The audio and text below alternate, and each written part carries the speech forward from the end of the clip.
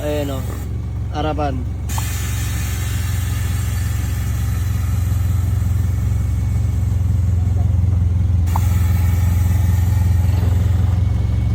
Sagad kung sagad yan mga bossing. So ayun mga boss, magandang gabi sa lahat, no? Diyos mio marimar. So dito tayo sa may garahe natin ngayong gabi mga bossing. So nakikita nyo sa inyong harapan ang ating Toyota Vios na 2008 model, manual transmission, naka air suspension mga bossing, ready to show. Napakagwapo niyan mga boss.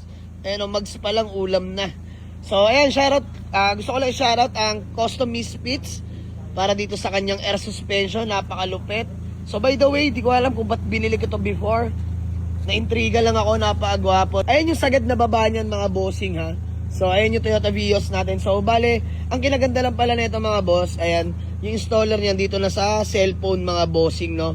So wala siyang controller mismo sa loob. So kahit nasa labas ka, pwede mo siyang i-air up tsaka i-air down mga bossing. So ayan, naka-air down yan mga bossing. So pakita ko muna sa inyo up natin mga bossing ha. Alright, sige. Ayan. Tapos yung likuran mga bossing, pakita ko na rin sa inyo. Ayan yung likuran mga bossing.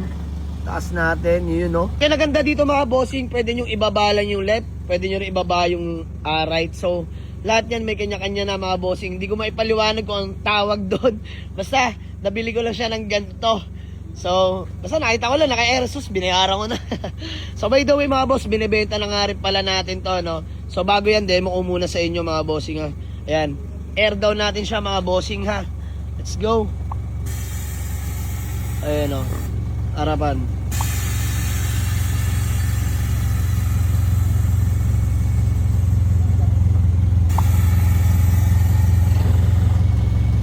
Sagad kung sagad yan mga bossing. So by the way mga bossing, binibenta na natin to.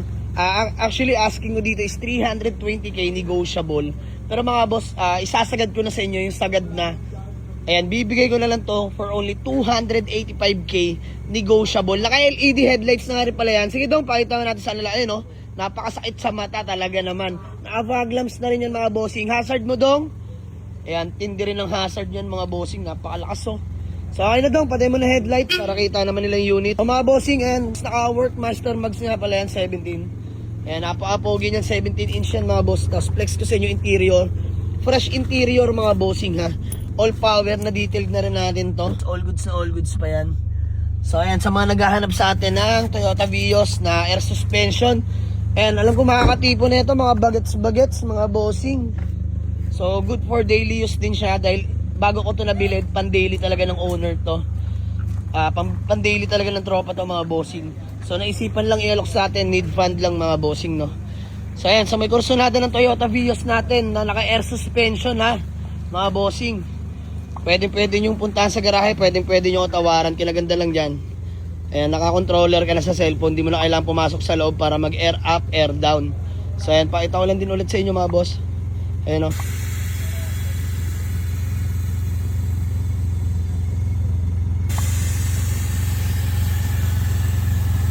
Hindi lang masyado ma-appreciate dahil gabi. Pero mga bossing, napakaswabe ng Vios natin na yan. So yan, sa mga nagtatanong ha, sagad natin dito is 285k sagad na mga bossing. So kung kukurot man kayo, pwede natin pag-usapan, personal na lang. Puntahan nyo sa garahe, let's go. Kinaganda lang dito sa ating Toyota Vios, bago ko siya binili, binayaran ng buo, fully PMS pa to ng kaibigan natin mga boss, which is yung may-ari before netong Vios na to. Worth 13,000 yung inubos niya mga boss, simula sa pangilalim, change oil, tapos palit ng coolant, lahat mga boss, mga bushing, pinapalitan niya na. So all goods mga bossing, talagang gagamitin nyo na lang.